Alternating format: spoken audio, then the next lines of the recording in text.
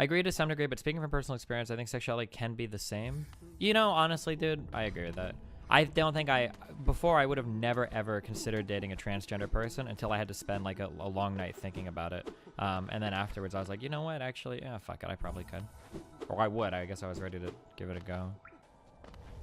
It's just so strange to think about how many things are like culturally programmed and like how many of your senses are like so, you know, imbued with like societal bias and whatnot. It's like very hard to think about.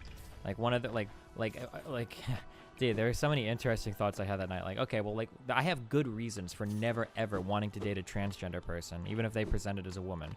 Firstly, they're hairy. I don't like people that are hairy. And it's like, well, hold on. Is that actually true? Because I've dated Hispanic women, and Hispanic women are somewhat hairy. And I've, you know, I've been interested in Italian women, and they could be hairy. And really, how hairy you are is just a function of whether or not you shave or not. It's not like women, you know, any woman with darker hair is going to be more, you know, hairy or coarse hair. And like, so that's actually like totally a societal thing. How hairy you are, that's like completely like a societal thing. Like it really is. Like, do you shave? Do you wax? Like, I guess that's kind of, you know, it's whatever.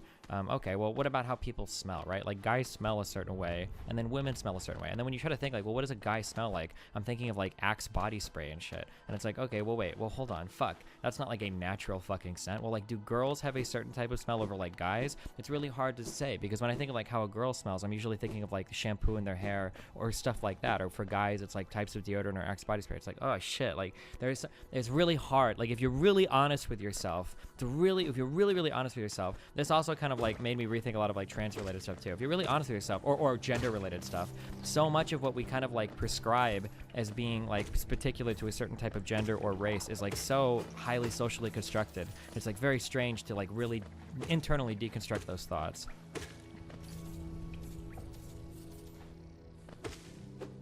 They do have different pheromones. Okay, but you can't smell pheromones by definition, right? You don't detect that.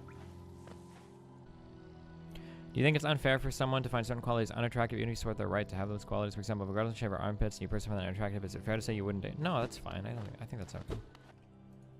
Aren't pheromones not a big meme for people? I don't think they are, but I have no idea. We put men and women in different categories in our mind. That is enough to find someone unattractive. Yeah, but what you have to ask yourself is like, are the categories that I've created in my mind good categories, right? Like, as humans, this is something that we have a really hard time accepting, especially when you get into like realism versus anti-realism arguments, right? Is that pretty much every category that a human has made is socially constructed. Now, just because something is socially constructed doesn't mean it doesn't correspond to some real property. So for instance, like male and female, those are socially constructed categories. Now, they can respond to very real things, but the question at the end of the day, when you have any type of constructed paradigm, any type of constructed, yeah, I guess like paradigms through which you view the world, the reason why we construct them is because they yield some level of usefulness to us, right? Well, the reason why, for instance, I have like cars or vans, you know, I've got these two categories of things instead of just calling them automobiles, is because I feel like I get some descriptive power, some utility out of calling cars cars and vans vans. Like, there's something that matters there, right? Once you understand that all taxonomy, that everything in life that we categorize is done from a utility point of view, right? We categorize things because, you know, they give us power. Then you can actually like equip yourself with the ability to go through and start to wonder, well, okay, what categories do I have, and are they actually giving me like useful descriptions in ways that, you know, empower or enrich my life, right? Because why would you have a description of something that doesn't like help you or benefit you in some way? Otherwise it's worthless, right? I think most people are really insecure about their sexuality and build up walls because oh yeah, of course, especially men. Men are super insecure about their sexuality, which is kind of like a patriarchal thing or whatever, but should be What working. do I do if I'm only attracted to Destiny?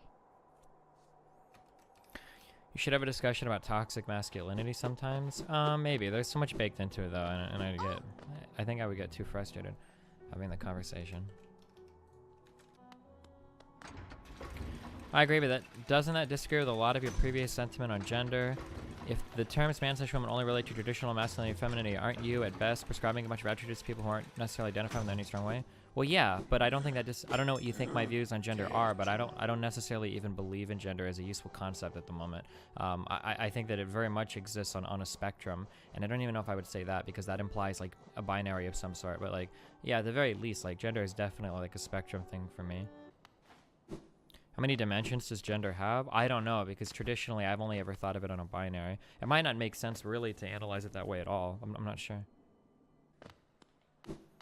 Why do you think it's so hard for people to understand gender as a spectrum? I feel like pointing out so much gender is arbitrary makes it pretty obvious, and 99.9% of men will laugh at your 90.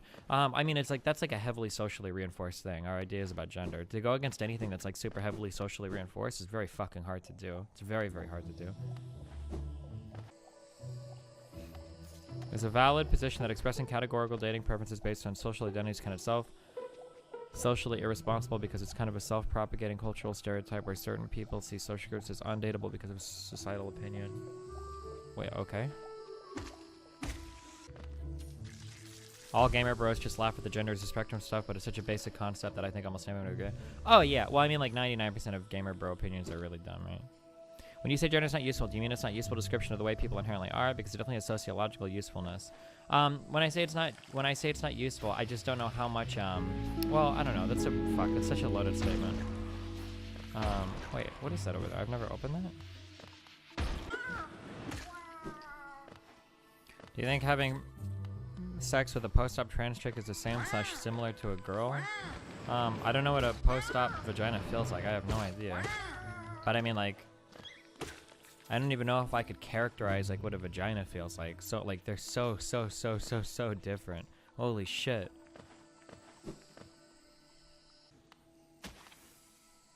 So different compared to what? Compared to each other. Like different vaginas feel like super differently. Can you give us an example of a gender that isn't a man or a woman?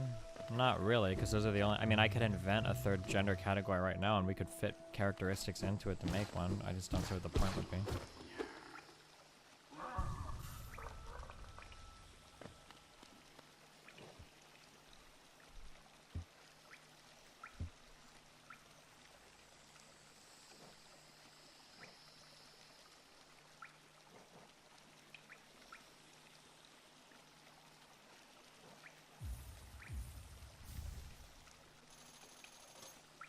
Do you think society as a whole is worse off under gender constructs? That's really hard to say. I'm not sure.